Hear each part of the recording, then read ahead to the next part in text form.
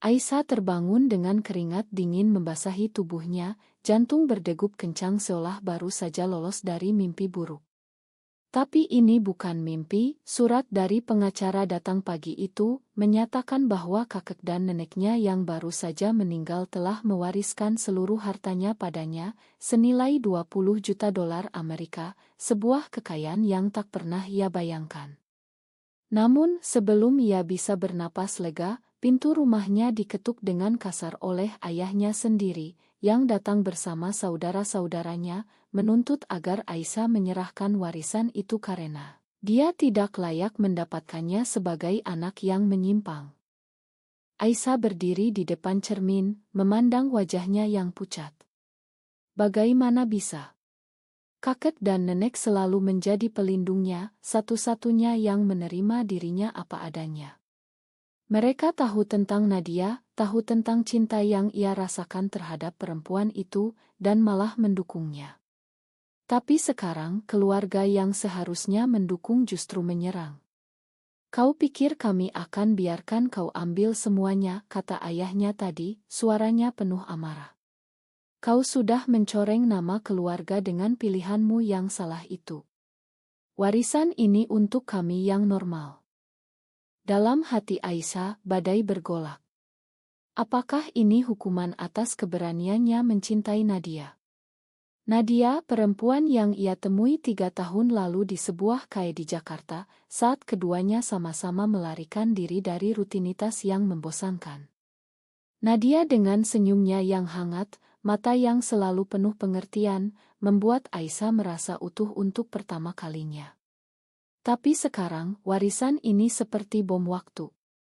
Jika ia pertahankan, keluarga akan semakin membencinya. Jika ia serahkan, ia kehilangan masa depan yang aman untuk dirinya dan Nadia. Aisyah menggenggam ponsel, jarinya gemetar saat menekan nomor Nadia. Aku butuh kamu sekarang, bisiknya saat Nadia mengangkat. Nadia datang dalam waktu singkat, memeluk Aisyah erat di ruang tamu yang sepi. Ceritakan semuanya, kata Nadia lembut, tapi Aisyah bisa merasakan ketegangan di suaranya. Saat Aisyah menceritakan surat warisan dan kunjungan ayahnya, Nadia diam sejenak, lalu berkata, ini kesempatan kita, Aisyah. Tapi, keluargamu, mereka tidak akan berhenti. Malam itu, mereka berdua duduk di balkon apartemen Aisyah di pusat Jakarta, menghadap hiruk-pikuk kota yang tak pernah tidur. Aisyah memikirkan masa kecilnya di keluarga Konserati di Surabaya, di mana ayahnya seorang pengusaha sukses yang selalu menekankan nilai-nilai tradisional. Perempuan harus menikah dengan laki-laki, punya anak, itu takdir, kata ayahnya dulu. Aisyah pernah mencoba menyangkal, tapi setiap kali ia bicara tentang perasaannya, ia dihadapkan dengan tatapan kecewa dan doa-doa agar disembuhkan. Nadia menyentuh tangan Aisyah, membawa ia kembali ke realitas. Aku takut, Aisyah. Kalau mereka tahu tentang kita, apa yang akan mereka lakukan? Nadia berasal dari keluarga sederhana di Bandung, di mana ibunya seorang guru yang taat beragama. Nadia sendiri pernah hampir menikah dengan seorang pria atas desakan keluarga, tapi ia memilih jujur pada dirinya sendiri, dan itu membuatnya diusir dari rumah. Aku sudah kehilangan segalanya sekali, kata Nadia pelan. Tapi bersamamu aku merasa punya alasan untuk bertahan. Aisyah merasa dada sesak. Apakah ia egois jika mempertahankan warisan ini?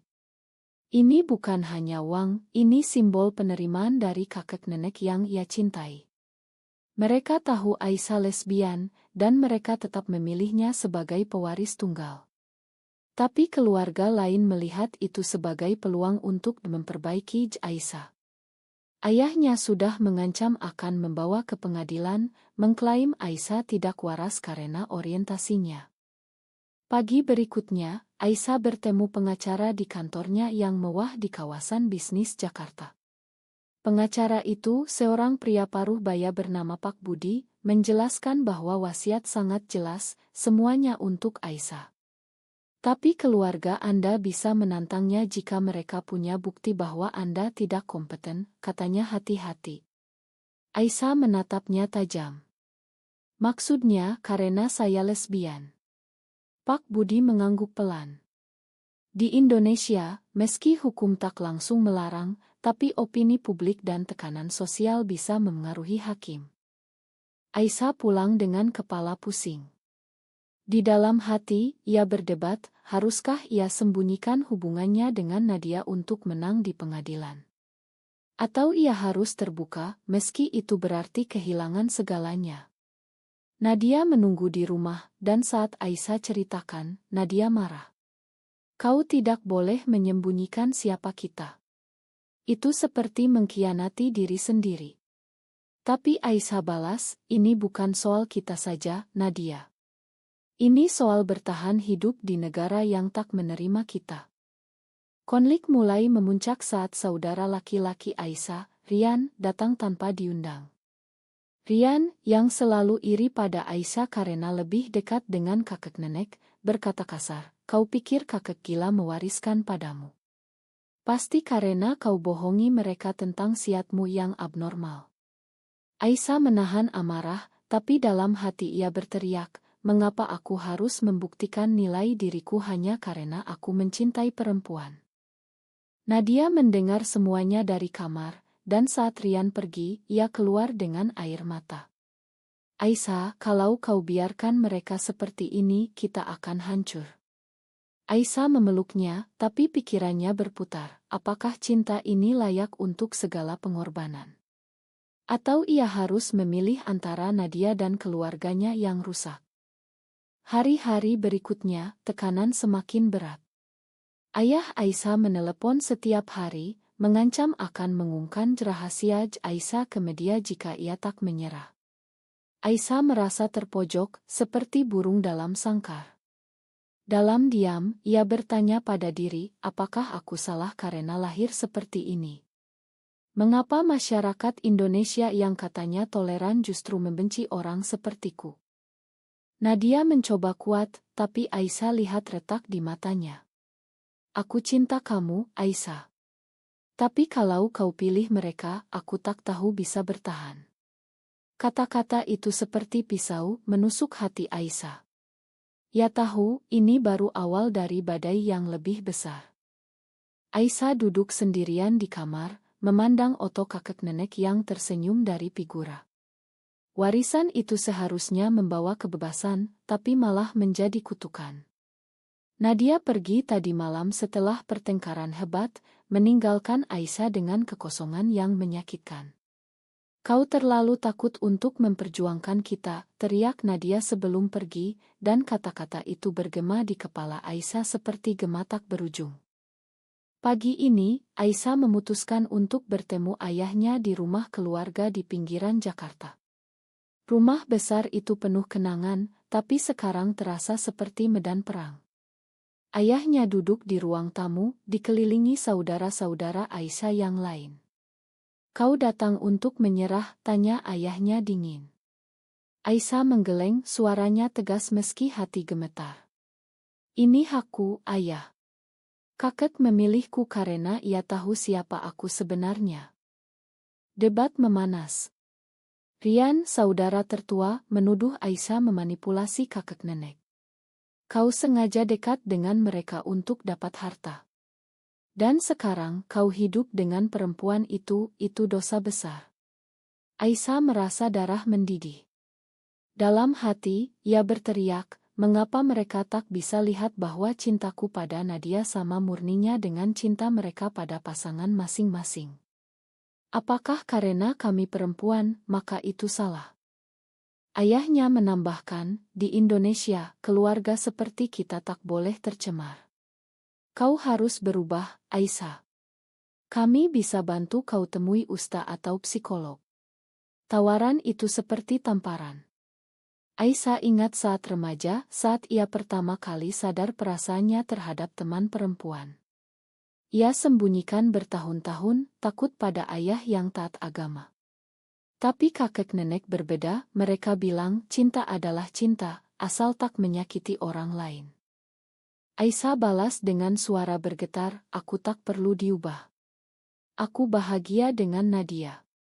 Kata-kata itu keluar, dan ruangan hening sejenak sebelum meledak. Ayahnya berdiri, wajah merah. Nadia. Jadi itu nama perempuan yang merusakmu. Kami akan hentikan ini. Aisyah keluar dari rumah dengan air mata, tapi dalam hati ia merasa bebas untuk pertama kalinya, meski tahu konsekuensinya berat. Nadia menelepon sore itu, suaranya penuh penyesalan. Maafkan aku, Aisyah. Aku takut kehilanganmu. Mereka bertemu di taman kecil dekat apartemen, duduk di bangku sambil memandang matahari terbenam. Nadia cerita tentang masa lalunya, diusir dari rumah karena mengaku lesbian, hidup sendirian di Jakarta sambil bekerja sebagai desainer grafis. Aku pernah pikir tak ada harapan, tapi kamu ubah itu, kata Nadia, memegang tangan Aisyah.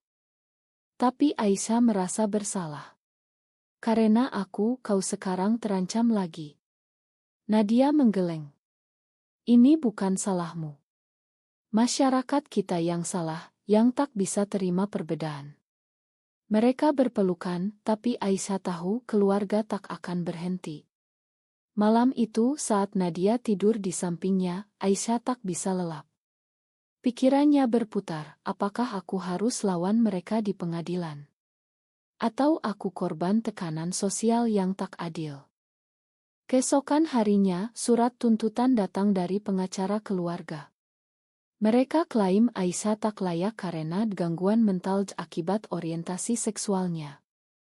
Aisyah marah besar, menelepon Pak Budi. Ini diskriminasi, katanya. Pak Budi setuju, tapi ingatkan, di Indonesia, hakim bisa dipengaruhi opini publik. Kita butuh bukti kuat bahwa Anda stabil. Aisyah bertemu teman-teman komunitas LGBT di sebuah kai rahasia di Jakarta. Mereka cerita pengalaman serupa, diusir keluarga, diskriminasi kerja, bahkan ancaman kekerasan. Kau tak sendirian, kata seorang teman. Tapi Aisyah merasa semakin berat. Dalam hati, ia bertanya, mengapa aku harus bayar mahal untuk jadi diri sendiri? Nadia mendukung, tapi Aisyah lihat kekhawatiran di matanya.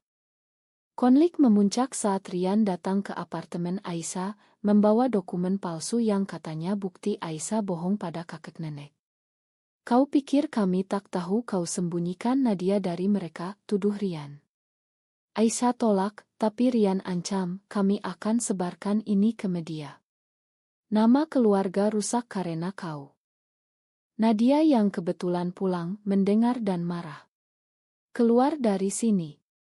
Aisyah tak layak diperlakukan begini. Rian pergi dengan tawa sinis, tapi Aisyah runtuh. Aku tak tahan lagi, bisiknya pada Nadia. Nadia peluk ia erat, tapi dalam hati Nadia sendiri bergolak, apakah aku harus tinggalkan Aisyah untuk selamatkannya dari ini? Hari berikutnya, Aisyah putuskan untuk lawan. Ia hubungi media independen, cerita kisahnya tanpa nama. Tapi respons masyarakat campur, ada dukungan dari kelompok progresi, tapi banyak hujatan dari yang konservatif. Lesbian tak pantas dapat warisan, tulis netizen. Aisyah merasa hancur, tapi juga marah. Mengapa masyarakat memutuskan siapa yang layak dicintai? Nadia tetap di sisi, tapi tekanan mulai retak hubungan mereka. Kau terlalu fokus pada keluarga, Aisyah. Kita yang penting, kata Nadia suatu malam. Aisyah balas, mereka bagian dari aku. Pertengkaran itu meninggalkan luka, membuat Aisyah bertanya, apakah cinta ini cukup kuat untuk hadapi badai? Aisyah terjaga di tengah malam, dada sesak oleh mimpi di mana Nadia pergi selamanya, meninggalkannya sendirian melawan dunia. Realitas lebih buruk, pagi itu, berita tentang pewaris lesbian yang ditantang keluarga menyebar di media sosial Indonesia, meski nama disembunyikan, tapi Aisyah tahu itu tentang dirinya. Nadia menelepon panik, mereka tahu, Aisyah. Keluargaku hubungi aku, katakan aku perusak. Hati Aisyah hancur. Ia tak ingin Nadia terluka lagi. Nadia datang ke apartemen, wajah pucat. Ibuku bilang aku harus pulang dan minta maaf, atau mereka tak akui aku lagi. Aisyah peluk Nadia, tapi dalam hati ia berteriak, mengapa keluarga kami begitu kejam? Apakah karena agama, tradisi, atau sekadar ketakutan pada yang berbeda? Mereka duduk bersama, merencanakan langkah selanjutnya. Pak Budi sarankan mediasi, tapi Aisyah ragu. Mereka tak akan dengar, katanya. Nadia setuju, kita harus lawan di pengadilan. Ini soal hak kita sebagai manusia. Tapi Aisyah lihat ketakutan di mata Nadia, ketakutan kehilangan segalanya lagi. Sore itu, ayah Aisyah datang tak diundang, membawa ustaz dari masjid lokal. Ini untuk kebaikanmu, kata ayahnya. Ustaz bicara panjang tentang dosa dan di jalan kembali. Aisyah dengar, tapi hati menolak. Dalam pikiran, ia ingat momen bahagia dengan Nadia, jalan-jalan di pantai Bali, tertawa tanpa beban. Mengapa itu dosa? Aisyah akhirnya bicara, aku tak perlu disembuhkan, ayah. Aku bahagia seperti ini. Ayahnya marah, kau akan menyesal. Kami akan ambil warisan itu dan paksa kau berubah. Ustaz pergi, tapi ayah tinggal, memohon dengan air mata. Aisyah, kau anakku. Jangan buat kami malu. Kata-kata itu menusuk, membuat Aisyah bertanya, apakah aku egois karena tak mau berubah? Nadia marah saat tahu. Mereka manipulasi kamu. Jangan dengar mereka. Tapi Aisyah merasa terbelah. Bagian dirinya ingin damai dengan keluarga, bagian lain ingin bebas dengan Nadia. Malam itu, mereka bertengkar lagi. Kau terlalu lemah, Aisyah, kata Nadia. Aisyah balas, aku coba lindungi kita. Nadia pergi ke kamar, meninggalkan Aisyah dengan kesedihan mendalam. Keesokan harinya, di pengadilan pertama, keluarga Aisyah hadir lengkap. Hakim mendengar argumen, keluarga klaim Aisyah tak stabil karena penyimpangan. Pengacara mereka bawa saksi, teman lama yang katanya lihat Aisyah bertindak aneh. Aisyah merasa dihakimi oleh seluruh ruangan. Dalam hati, ia berdoa, tolong biarkan aku menang, bukan untuk uang, tapi untuk bukti bahwa aku layak. Nadia duduk di belakang, mendukung diam-diam, tapi setelah sidang, Nadia bilang, aku tak tahan lihat kau disakiti begini. Mungkin kita harus pisah sementara. Kata-kata itu seperti petir. Aisyah menangis, jangan tinggalkan aku. Nadia peluk ia, tapi keraguan terlihat. Tekanan sosial semakin gila. Di sebelumnya Twitter, #warisan lesbian trending, dengan opini terbagi, dukungan dari aktivis, tapi hujatan dari kelompok konservatif. Di Indonesia, tak ada tempat untuk penyimpang, tulis satu akun. Aisyah baca, hati terluka. Mengapa masyarakat begitu kejam pada cinta yang tak menyakiti siapapun? Aisyah hubungi komunitas lagi, dapat dukungan. Tapi dalam diam, ia bertanya pada diri, apakah aku salah pilih Nadia? Atau ini ujian untuk cinta kami? Nadia kembali malam itu, minta maaf. Aku tak akan pergi. Kita lawan bersama. Mereka berpelukan, tapi Aisyah tahu, luka semakin dalam. Konflik memuncak saat Rian bocorkan nama Nadia ke media. Berita jadi headline, pasangan lesbian berebut warisan miliaran. Nadia dipecat dari kerja, ibunya hubungi lagi dengan ancaman. Nadia runtuh, menangis di pelukan Aisyah. Mengapa mereka benci kita begini? Aisyah tak punya jawaban, hanya amarah membara. Aisyah putuskan konfrontasi akhir dengan ayah. Di rumah keluarga, ia bilang, ini bukan soal uang. Ini soal penerimaan. Ayah balas, kau pilih keluarga atau dia. Aisyah diam, hati hancur. Dalam pikiran, ia lihat masa depan tanpa Nadia, kosong tapi aman. Atau dengan Nadia penuh cinta, tapi penuh perjuangan. Ia pulang dengan keputusan berat, ia akan lawan sampai akhir. Tapi Nadia melihat Aisyah lelah, bilang mungkin kau harus serah. Aku tak mau kau hancur karena aku. Aisyah menolak, tapi keraguan tumbuh. Apakah ini akhir dari mimpi mereka? Aisyah berdiri di depan pengadilan, jantung berdegup seperti genderang perang, saat hakim membacakan putusan sementara, warisan ditahan sampai bukti lengkap. Tapi yang lebih menyakitkan adalah tatapan ayahnya dari bangku penonton, penuh kekecewaan yang dalam. Nadia tak datang hari ini, katanya sakit, tapi Aisyah tahu itu alasan. Nadia mulai menjauh, terluka oleh badai yang tak berakhir. Malam sebelumnya, Nadia bilang dengan suara pecah, aku tak kuat lagi, Aisyah. Setiap hari, aku lihat kau menderita karena aku. Aisyah memohon, ini bukan salahmu. Kita bisa menang. Tapi Nadia geleng, air mata mengalir. Mungkin kita memang tak ditakdirkan.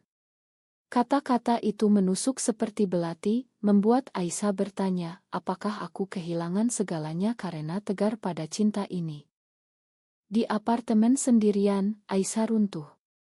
Ia ingat pertama kali bertemu Nadia, di Estial Seni di Jakarta. Nadia sedang menggambar, senyumnya menyinari hari suram Aisyah.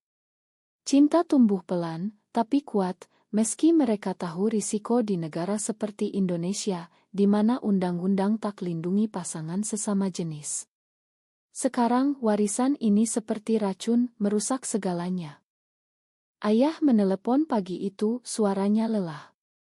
Aisyah, ayo akhiri ini. Serahkan warisan, dan kami bantu kau kembali normal. Aisyah marah, normal menurut siapa? Aku normal seperti ini. Ayah diam, lalu bilang, kau buat ibumu sakit karena ini. Aisyah hancur, ibunya, yang selalu diam, sekarang terbaring karena stres. Apakah aku pembunuh diam-diam? Aisyah kunjungi ibu di rumah sakit. Ibu memandangnya lemah, kenapa kau begini, nak? Kami ingin yang terbaik. Aisyah menangis, ini yang terbaik bagiku, Bu. Tapi dalam hati, ia ragu apakah aku egois, menyakiti orang tua demi Nadia. Nadia akhirnya datang sore itu membawa bunga. Makan aku menghindar. Mereka bicara panjang, Nadia cerita tekanan dari teman-teman, mereka bilang aku gila bertahan denganmu. Aisyah peluk ia, tapi merasa jarak tumbuh.